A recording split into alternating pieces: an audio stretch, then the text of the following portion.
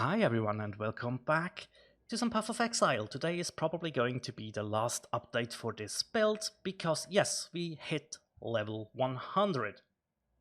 This is absolutely amazing. It's the first time I have managed to do this, and if you can see, we are crit capped right now, also thanks to our new belt. So, when I reached level 100, I came out of that map, checked my stash, and I realized I do have enough money to buy myself a Mageqblood, which is what I then ended up doing. Rerolled the flasks for the 70% increased effect. I was able to take out my cluster jewel that I had before, which... oh, shoot. Where is it? Is it in here? Yeah, it is. Remember, we did have the basics of pain rolled onto a medium cluster jewel. I'm now running a large cluster that is just giving me some chaos res and some attack damage and attack speed and some accuracy rating, right? I was able to spec out of the totem mastery for crit, right? This was needed to make this happen. And it worked out fairly nicely, and I had to change this jewel up to 13% chaos res instead of 12%, so I just bought a new one. We needed the 13% chaos res, we needed a 2% chance to block attack damage while holding a shield. I found a 3-stat jewel with increased projectile damage, why not, right? So that was a little swap, and I also had to use a tattoo here to get fire res. It's plus 6%, which then has Ellie and chaos res capped us. And we're still on block cap, right? So that's good. Now, with switching over the belt, we gave up an anoint, right? So we lost damage, quite a bit though, actually, because we now only have 6 ballistas instead of 7. It is not that bad though. I'm happy to give this damage up for just the utility that we gain from the Mageqblood. The movement speed is very nice. The crit cap is awesome. Having the armor up constantly is amazing. I mean, we're almost hitting 80k. And with Molten Shell, I think we shoot over 80k as well. So that's really cool. And then just having phasing constantly makes it quite easy to move through stuff. Now, investing that tattoo into the strength that lowered our life, the belt not having life on it because it's a Mageqblood cost us some life. So I initially thought it would be risky. It seems to work out fine.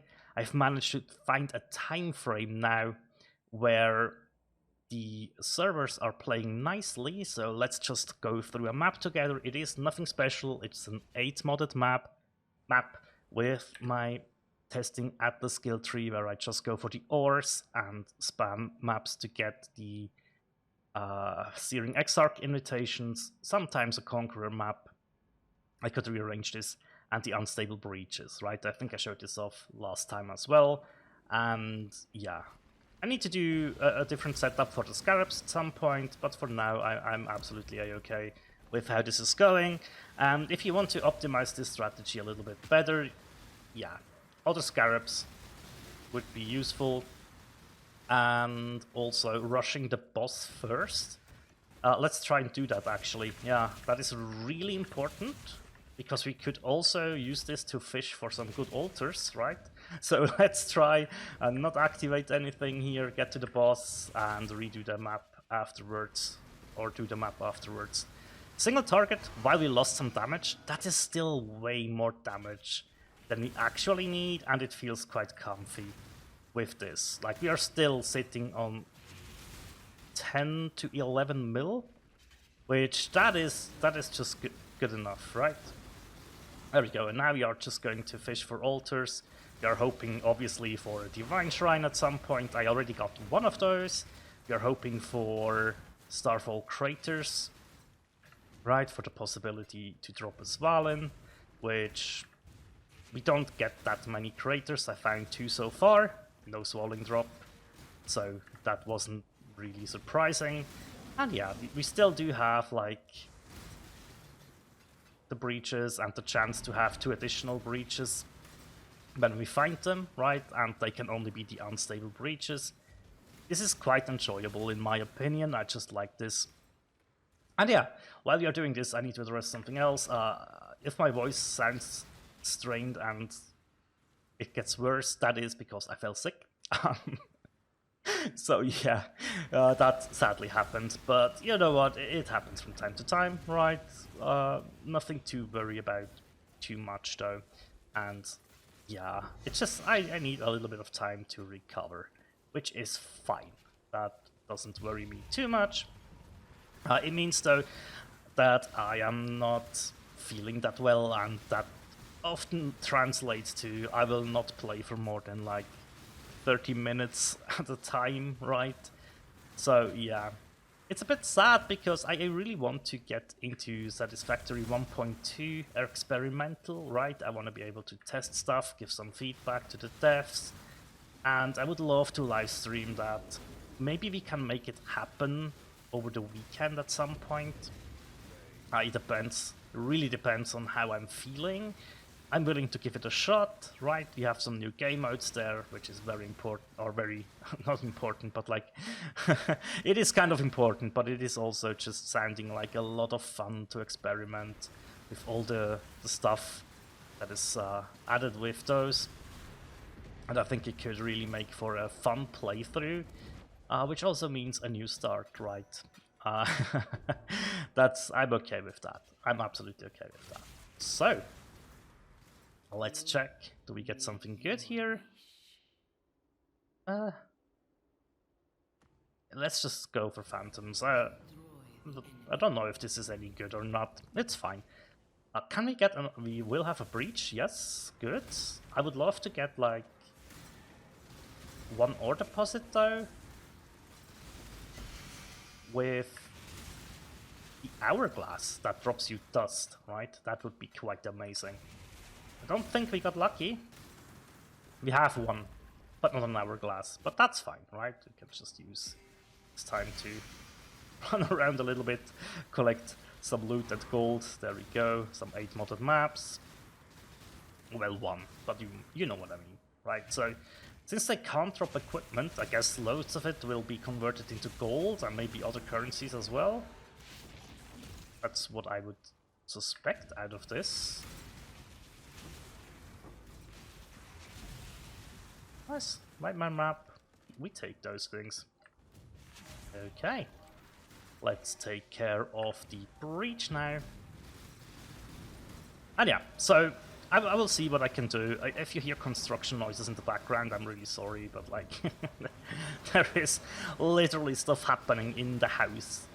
So yeah, it's like 2 or 3 apartments away from me, so I hope my mic doesn't pick it up. If so, I'm sorry. If not, it's all good. But yeah, there we go, another unstable breach done. I quite like those, honestly, I do quite like those. They are fun. I don't really like the fortresses that much. They are interesting, I did do the boss fight as well, right? But like, they just, yeah. Having these quite old school breaches, I guess, is fun. So what do we have here? Minus int, minus life, regen life, mana, lose, wow, okay. Nothing on this sounds really good. Yeah. Let's just leave that.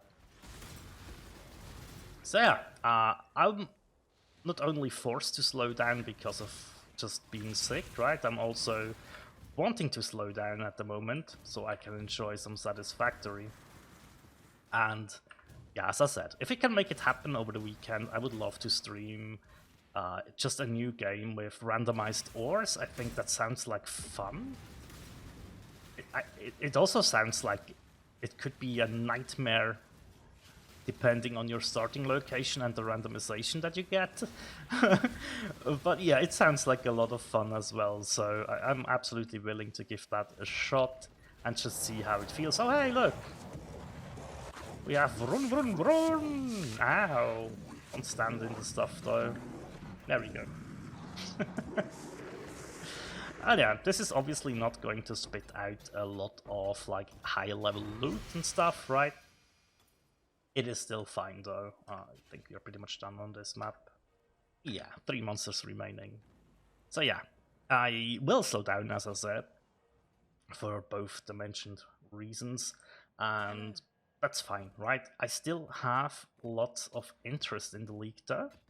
Not only is it fun to play, but there's also interesting stuff going on at the moment, right? So it's only tier 6.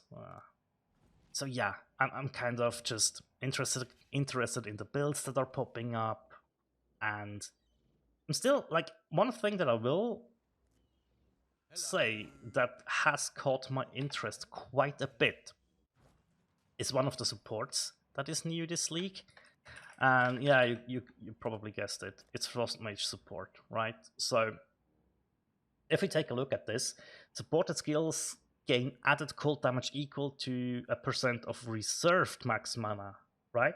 So this is basically the same thing than Archmage, but in reverse. So instead of not reserving your mana to gain the Archmage lightning damage, you will reserve your mana to gain cold damage. I think that sounds really cool. And yeah, you have the same base mana cost equal to 5% of reserved max mana, right? So you still should probably stack mana with this. And it just sounds interesting. I will have to sit down and think about this a little bit, but like, can we get just to see what it's 26% on level 3. See, why are people doing this? Like, what? I don't have to understand, but yeah, level 3 is like 2 diff. That sounds okay. I don't know. It interests me, right? So I will make the best out of being sick, meaning that while I will not be able to sit down and play a lot, I still have like a couple of moments to sit down and open Path of Building and just play around for a couple of minutes, lay down, try to recover fast, and just, yeah, pop in from time to time. But yeah, I just wanted to give you the level 100 and Mageqblood update. Thank you very much for watching, guys, and as always, take care. Bye.